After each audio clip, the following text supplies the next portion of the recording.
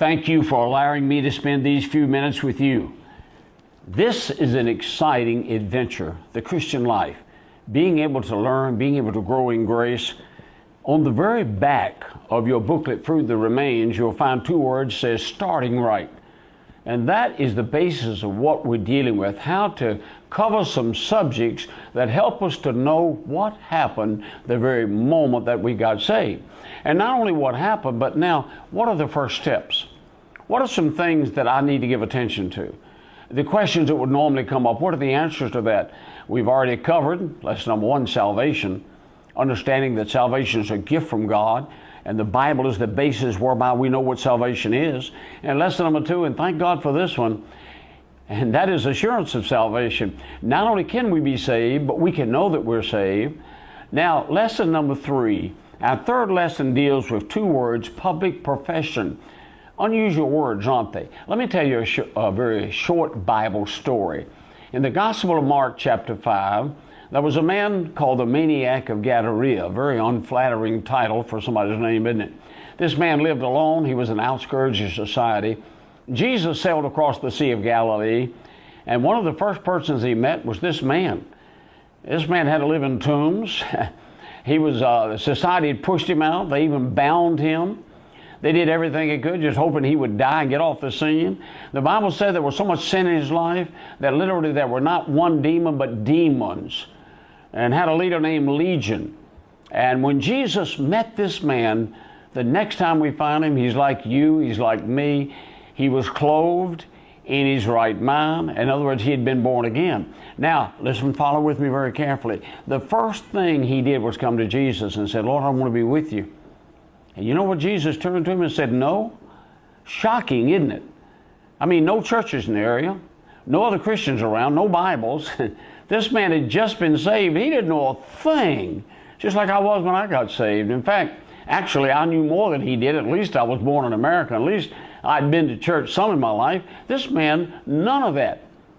And he turned and said, Lord, I want to be with you. And the Lord said, no. And then he said an unusual thing to him. He said, I want you to go home to your friends, and I want you to tell them what great things God has done for thee. You know what he said? I want you to go give your public profession.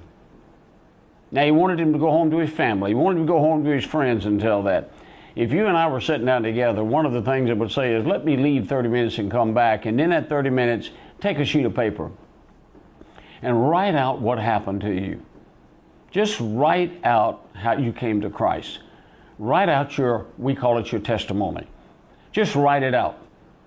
Now, we're to give that to others. When should we start? I've had people to tell me, well, we need to wait until we've been through so many Bible lessons. We need to wait until we've been grown in grace. We need to wait. And, that's absolutely not true. I told you that story to tell you that the very instant this man got saved, the next instant, Jesus said, go tell somebody. Go tell somebody. Now, look at your booklet. And I want you to look all the way through. It's on page number 10, you'll find lesson 3. And I want you to notice you find truth and review. I want you to read this lesson. In fact, if you were to do what I really like you to do with this book, it would be to read a lesson, fill in the blanks, meditate on it, then watch this video. But regardless of whether you're skipping around or what you're doing in it, on this lesson, I want you to go back and read it if you haven't done so. I want you to answer the questions at the end. Now, I'm going to give you a couple of things that I've learned in this whole thing about public profession. Number 1 is this. There's a difference between being a Christian and being a disciple. Now, think about that statement very carefully. When do you become a Christian? You become a Christian the moment that you say yes to Jesus Christ. One moment, we're a child of Satan, we're a child of the world, we're a child of this, we're without Christ, we don't have hope. But when we call upon the name of the Lord, that moment we have been given birth into the family of God, we've been born again, we're part of the family of God. That's what it means to be a Christian. To be a Christian doesn't mean to be an American. It doesn't mean to be baptized. It doesn't mean to go to church. To be a Christian means you've accepted Jesus Christ as your Savior. But wait a minute, what does it mean to be a disciple? To be a disciple, very simply, means you are an obedient believer. You become a believer, you become a Christian, you are a believer. Now, the next question is, are we willing to obey Jesus Christ? That's the reason you're going to find, if you skip back in your book right before page number 5, which is the first lesson on salvation, you're going to see 2 forms. The top one is going to be for the new convert. It's a discipleship commitment form. You probably were asked by somebody to go back and fill that in. It very simply says, I have received Christ as my Savior. Now I am willing to make another commitment to Jesus, now that He's my disciple, now that He's my Savior, to become a disciple. And that is one of the basic things we'll understand.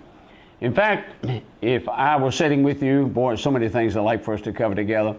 I'd ask you to take a piece of paper and divide it in half. I'd like you to write the word Christian on one side, the word disciple on the other side.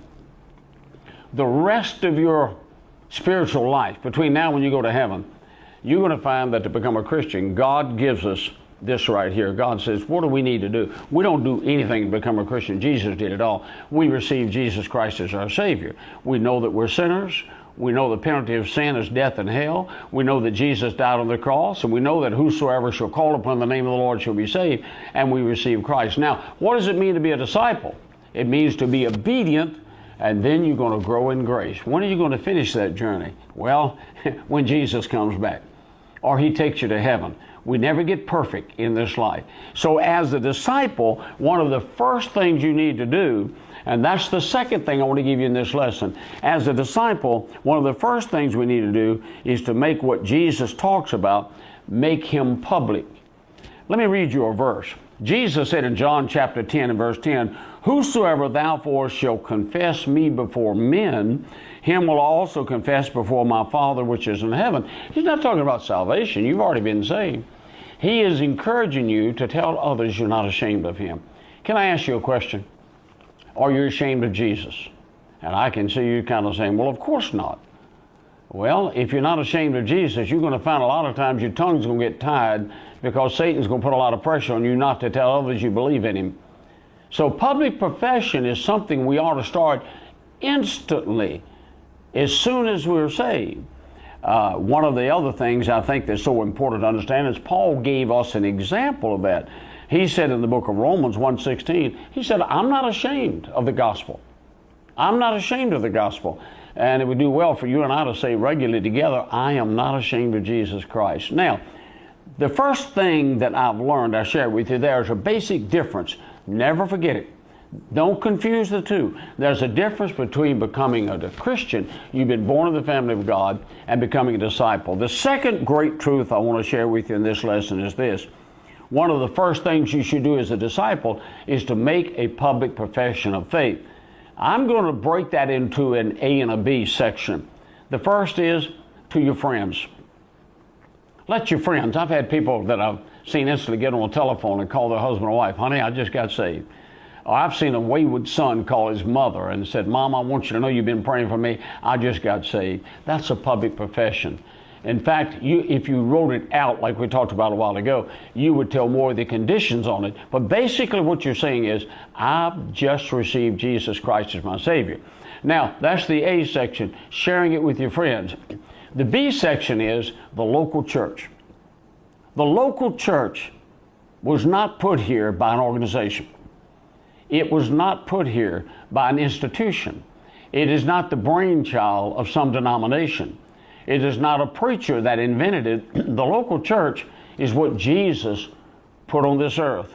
Not only that we could take the gospel to the world, but also that you and I could grow in grace. And one of the first things you need to do now that you're saved is go to that local church, a Bible-believing church. We'll talk a little bit later on another lesson about church. But go to that Bible-believing church, and you'll find at the end of the service, normally that preacher is going to give an opportunity for people to come to the altar that have made decisions, commitments to God.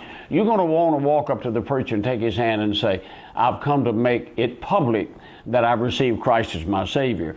Now, is it important? Absolutely, for two reasons. Number one, and you have to understand, Satan doesn't want you to do this.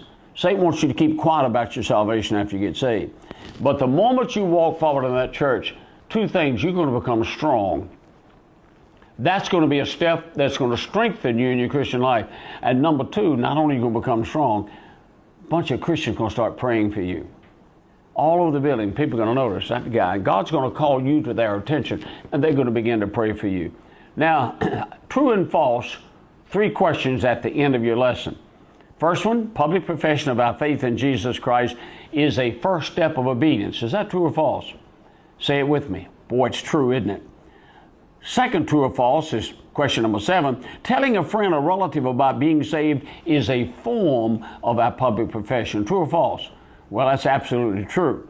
Then the third, true or false, number 8 on the bottom of the page, we make a public profession of our faith and obedience to Christ and to strengthen our faith. Well, absolutely true, isn't it? So one of the first steps we take after we're saved is to make it public that we're not ashamed of the Lord. Can I say this to you? One of the greatest joys in the Christian life is what Jesus does in your life when you find that He can use you to be a blessing for someone else. It starts this way. Go home and tell your friends what great things God has done for you.